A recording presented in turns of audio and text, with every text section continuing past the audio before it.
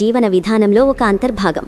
కోట్ల మంది ప్రజలు తమ రోజువారీ ప్రయాణ అవసరాల కోసం రైళ్లపైనే ఆధారపడతారు. అలాంటి రైల్వే వ్యవస్థ ఆధునీకరణ దిశగా అడుగులు వేయడం, కొత్త సాంకేతికతను అందిపుచ్చుకోవడం ఎవరికైనా ఆనందాన్ని కలిగించే విషయమే. ఈ క్రమంలోని వందే భారత్ అనే పేరుతో భారతీయ రైల్వే ఒక సరికొత్త అధ్యాయాన్ని ప్రారంభించింది. దేశీయంగా తయారైన సెమీ హై స్పీడ్ రైళ్లుగా విమాన ప్రయాణ అనుభూతిని అందించే సౌకర్యాలతో వీటిని ప్రజల ముందుకు తీసుకొచ్చింది. అద్భుతమైన ప్రచారం, రాజకీయ నాయకుల ఆర్భాటపు ప్రారంభోత్సవాలతో వందే భారత్ రైళ్లు దేశవ్యాప్తంగా ప్రజల దృష్టిని ఆకర్షించాయి. వేగవంతమైన ప్రయాణం, మెరుగైన సౌకర్యాలు అనే మాటలతో ప్రజల్లో భారీ అంచనాలు నెలకొల్పారు. కానీ ఆచరణలోకి వచ్చేసరికి ఈ అంచనాలు ఎంతవరకు నెరవేరాయి? ప్రచారం వెనుక ఉన్న అసలు వాస్తవాలేమిటి? భారతీయ రైల్వే వైఖరి నిజంగా ప్రయాణికులకు మేలు చేసేదిగా ఉందా, లేక కేవలం నోటితో మాట్లాడుతూ నొసటితో వెక్కిరిస్తున్నట్లుగా ఉందా అనే అంశాలను లోతుగా పరిశీలించాల్సిన అవసరం ఎంతైనా ఉంది. వందే భారత్ రైళ్ల ప్రచారంలో రైల్వే శాఖ ఎక్కడా వెనక్కి తగ్గలేదు. రైలు బయలుదేరినప్పటి నుండి గమ్యం చేరే వరకు దాని వేగాన్ని, లోపలి సౌకర్యాలను, శుభ్రతను, ఆధునికతను కీర్తిస్తూ విపరీతమైన ప్రచారం చేసింది. మీడియా, సోషల్ మీడియా వేదికగా ఫోటోలు, వీడియోలతో ప్రజల్లో విపరీతమైన ఆసక్తిని పెంచింది. ఈ ప్రచారాన్ని చూసిన సామాన్య ప్రయాణికుడు రైల్వే వ్యవస్థలో ఒక విప్లవాత్మక మార్పు రాబోతోందని, తమ ప్రయాణ కష్టాలు తీరిపోతాయని భావించాడు. ఆహా, ఓహో అనుకుంటూ ఈ కొత్త రైలులో ఎప్పుడెప్పుడు ప్రయాణిద్దామా అని ఆశగా ఎదురుచూశాడు. అయితే రైల్వే శాఖ చూపించిన ఈ ప్రచార చిత్రానికి, వాస్తవ క్షేత్రస్థాయికి మధ్య చాలా వ్యత్యాసం ఉందని ప్రయాణికులు గ్రహించడానికి ఎంతో కాలం పట్టలేదు. ముఖ్యంగా టికెట్ ధరల ప్రకటనతోనే మొదటి షాక్ తగిలింది. వందే భారత్ రైళ్లలో ప్రయాణించాలనే ఆసక్తితో టికెట్ ధరలు చూసిన ప్రయాణికుడు ఒక్కసారిగా నివ్వెరపోయాడు. సాధారణ సూపర్ఫాస్ట్ రైళ్లతో పోలిస్తే Vande Bharat chair car CC, executive chair car EC ధరలు దాదాపు రెట్టింపు, కొన్ని సందర్భాల్లో అంతకంటే ఎక్కువగా ఉన్నాయి. ఉదాహరణకు సికింద్రాబాద్ నుంచి విశాఖపట్నం మధ్య ప్రయాణాన్ని తీసుకుంటే వందే భారత్ చైర్ కార్ టికెట్ ధర సుమారు 1680 రూపాయలు కాగా, ఎగ్జిక్యూటివ్ క్లాస్ ధర 3135 రూపాయలుగా ఉంది. ఇదే మార్గంలో నడిచే ఇతర సూపర్ఫాస్ట్ రైళ్లలో ఏసీ చైర్ కార్ ధర గణనీయంగా తక్కువ. తత్కాల్ కోటాలో అయితే ఈ భారం మరింత పెరుగుతుంది. ఈ ధరలు చూశాక సామాన్య మధ్యతరగతి ప్రయాణికుడికి ఇవి తమ కోసం ఉద్దేశించినవి కావనే స్పష్టత వచ్చింది. కేవలం ఉన్నత వర్గాలు, వ్యాపారవేత్తలు, అత్యవసర ప్రయాణాలు చేసేవారు మాత్రమే భరించగలిగేలా ఈ ధరలు ఉన్నాయి. అందరికీ అందుబాటులో ప్రయాణం అనే భారతీయ రైల్వే ప్రాథమిక సూత్రానికి ఈ ధరలు గొడ్డలిపెట్టుగా మారాయి. అధిక ధరలు చెల్లిస్తున్నప్పుడు ప్రయాణికులు ఆశించేది ఖచ్చితంగా సమయం ఆదా.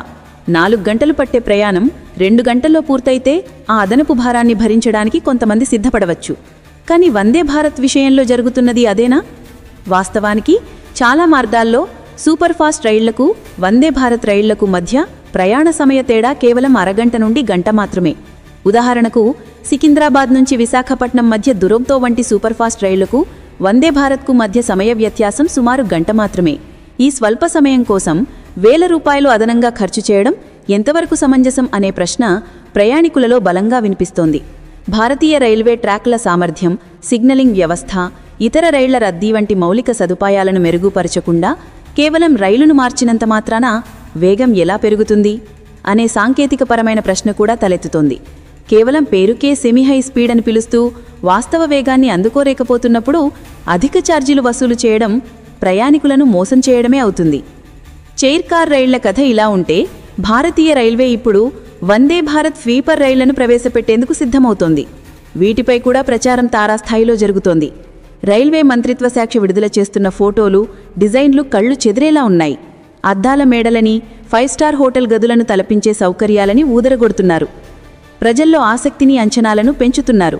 కానీ ఈ ప్రచారపు పూత వెనుక పొంచి ఉన్న ధరల భారం గురించి ఆలోచిస్తే ఆందోళన కలుగుతోంది. రైల్వే ఉద్యోగ సంఘాల అంచనా ప్రకారం వందే భారత్ స్లీపర్ రైళ్లలో ధరలు చుక్కలను తాకే అవకాశం ఉంది.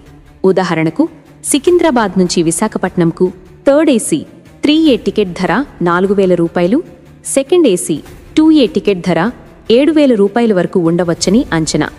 ఒకవేళ ఇదే నిజమైతే ఒక సాధారణ మధ్యతరగతి కుటుంబం అంటే 4 సభ్యులు ఈ రైలులో ప్రయాణించాలంటే కేవలం ఒక్క ప్రయాణానికి 15,000 రూపాయల నుండి 30,000 రూపాయల వరకు ఖర్చు చేయాల్సి ఉంటుంది. ఇది విమాన ప్రయాణ ధరలతో పోటీ పడే స్థాయి. మరి ఇంత భారీ ధరలు పెట్టి సామాన్యులు ఈ రైళ్లను ఎక్కుతారా? ఇది కేవలం సంపన్నుల కోసం మాత్రమే నడిపే రైలుగా మిగిలిపోదా? ప్రచారం, ధరలు ఒక ఎత్తైతే రైళ్ల నిర్వహణ మరో పెద్ద సమస్య. ప్రారంభంలో ఎంతో శుభ్రంగా, ఆకర్షణీయంగా కనిపించే రైళ్లు కొద్ది రోజులకే వాటి అసలు స్వరూపాన్ని బయటపెడతాయి. ఇది వందే భారత్కు కూడా మినహాయింపు కాదు.